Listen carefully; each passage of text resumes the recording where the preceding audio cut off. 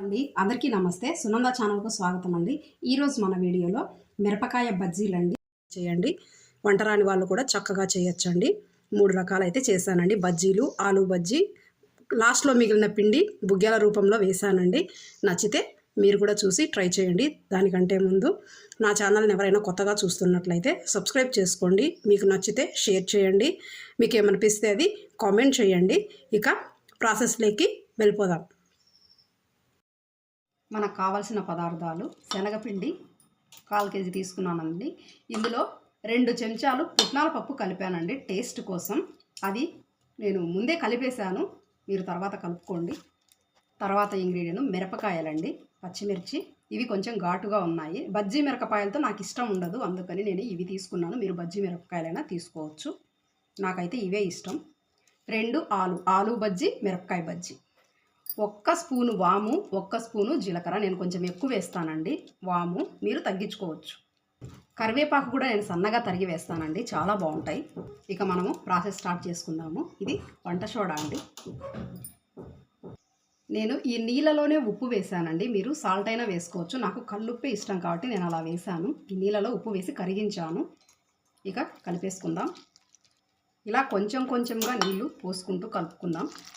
ఇలా కొంచెం తిక్కుగానే కలుపుకోవాలండి. ఎందుకు అంటే ఇందులో ఆలు స్లైసెస్ వేస్తే అందులో కూడా వాటర్ ఊరుతుంది, కాబట్టి మనం బజ్జీలు చేసుకునే టయానికి చక్కగా సరిపోతుంది. అరగంట నాననిస్తే అందులో వాటర్ రిలీజ్ అయ్యి కొంచెం బ్యాటరు పతలాగా అవుతుంది. ఇప్పుడు మనము వాము జీలకర్ర వేసేసుకుందాం. సన్నగా తరిగిన కరివేపాకు కూడా వేసుకుందాము. ఇప్పుడు ఆలు స్లైసెస్ కూడా వేసుకొని కలిపేసుకుందాము.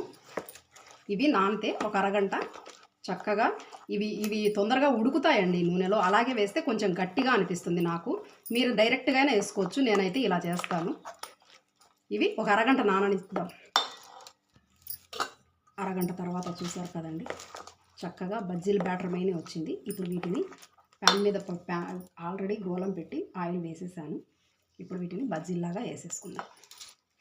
అర్ధగంట అయింది చూడండి, బ్యాటరు ఎంత చక్కగా వచ్చిందో. ఇప్పుడు వీటిని మనం బజ్జీలాగా వేసేసుకుందాం. నేను ప్యాన్ పెట్టి ఆయిల్ హీట్ చేశాను, వేసేస్తాను. ఇప్పుడు మనము కొంచెం ఉప్పు వేసాను. ఆయిల్ ఎక్కువ పీల్చకుండా ఉప్పు వేసాను, మీకు ఇష్టం లేకపోతే వేయొద్దు. ఇలాగా ఒక్కొక్కటి వేసేద్దాం.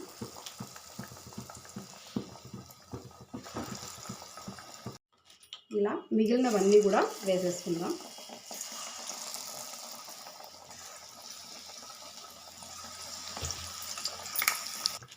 ఇలా ఇప్పుడు తిరిగేద్దాము.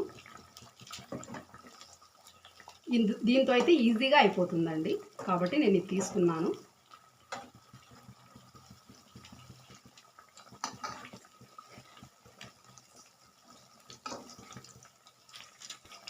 కాగిపోయాయండి, తీసేద్దాం.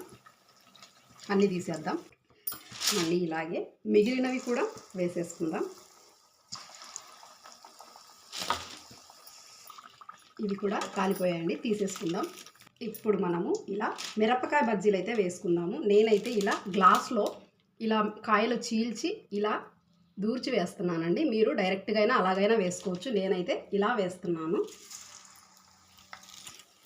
ఇలాగా పట్టిన మటుకు మాత్రమే వేసుకోండి, ఎందుకంటే ఇలా తీసేటప్పుడు కొంచెం కష్టం అవుతుంది.